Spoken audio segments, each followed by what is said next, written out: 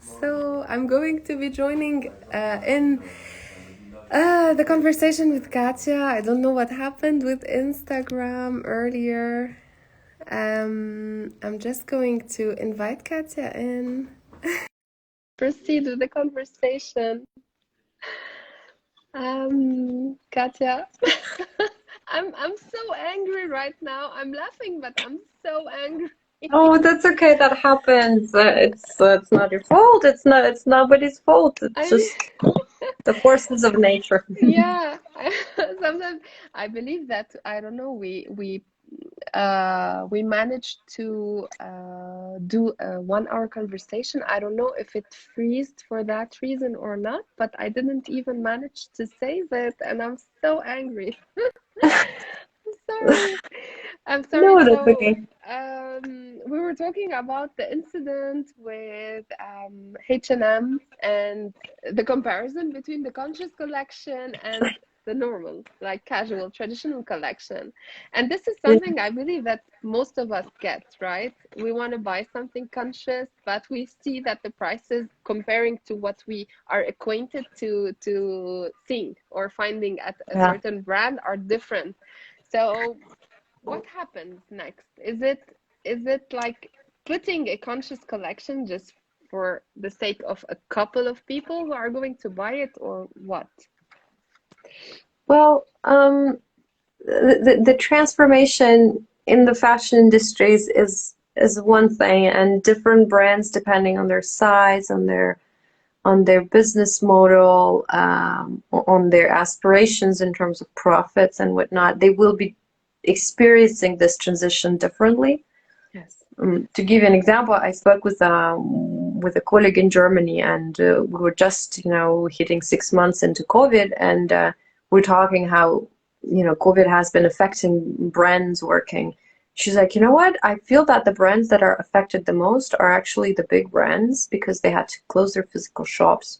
And actually, not those who get profit in these brands, it's the workers who got affected the most because orders were canceled on them. But she gave me an example. She's like, I know there is this a brand, for example, that I know their business model doesn't prevent them. They said they're fine.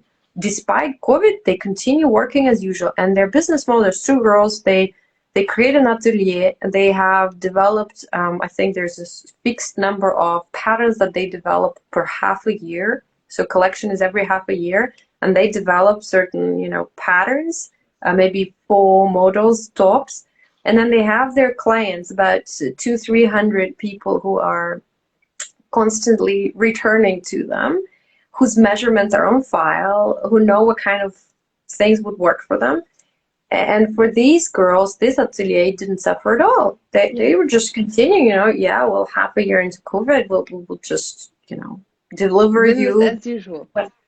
Yeah, it just was a business as usual. So we see that, those who are chasing profit for the sake of profit, yes, they were affected, and COVID, it could be COVID, it could be, other more major shifts that in the mentality to think more sustainably and that consumers would demand more sustainability. But if the company at its base has adopted this idea of sustainability, incorporated its principles and its workings and business model, it would be much less affected by COVID or transitions, and maybe they don't even need to do the transition. Right, right. I mean, this is really interesting, and there's a lot to think of and to talk about, right? Yeah, Because this that's topic is true. never ending. But is there anything else that we didn't go through and that you would want to highlight through this discussion? Actually, when I looked a little bit at what you do a bit on ephemeral retail, and it's really fascinating, and I'd love to know more about this to learn Thanks. more. But I kind of try to make a link in my mind about more sustainable fashion and pop-up shops, and what immediately came to my mind is that here in Geneva, I'm interviewing people now who are engaged in those alternatives to fast fashion in the city. I'm a lead on the project for the city of Geneva, exploring what are these alternatives before we formulate some policy recommendations. And one of the people I talked to she's an owner of her own secondhand brand, secondhand and vintage. She really likes to emphasize the vintage aspect. She's young. She's been doing it since she was doing her bachelor's degree, but she's now kind of late 20s, early 30s. And she's been only using the format of pop-up shops since a few years. Right. So she has her stock, which is unusual, right? It's not all secondhand shops keep their own stock. Right. They use by consignment. But she has her stock and she keeps it in a certain place. And then she does, every Saturday, she does a pop-up shop. Not every Saturday, but like once and every time she's very creative about, her marketing and like the theme. And I thought it was fascinating because instead of keeping, rental, to pay the rent for the whole week, she's managing to do things in a precise time shot. Yeah, and she said, I've been to several of these events. They look super cool. They're so hip. Like young people are going there in couples, in like groups, because it's cool, and it's only going to be there for a couple of hours. So I thought there's really a future in taking this business model of grabbing consumer attention through pop-up shops to promote more sustainable solutions. Mm-hmm.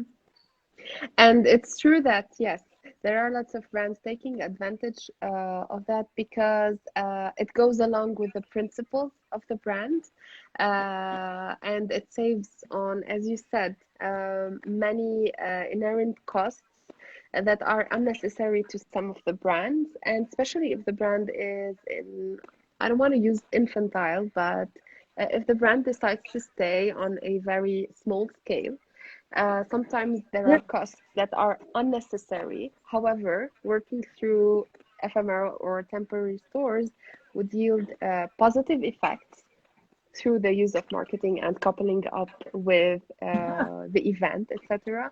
And when the brand does not have anything to offer, it doesn't have another cost or risk related to traditional retail. So it's so true. And it's nice that Okay, we could think of a paper together at some point. Let's talk about the data. Yeah, that's super cool. Thank you so much, Katia, for this beautiful conversation. I want to go and try now technically to fish on the previous one because I panicked. I'm so angry. But anyway, it was a pleasure talking to you and doing this, and I hope that we meet on other instances, other lives, maybe, or projects. And I just want you to remind us of the website that we could go through if we want to go and get more information on sustainable fashion. I will. Can I send it to you to share with? Yes, I will share it if you want on the posts. And I invite everyone to contact you directly on LinkedIn or on Instagram if they have more questions about the topic.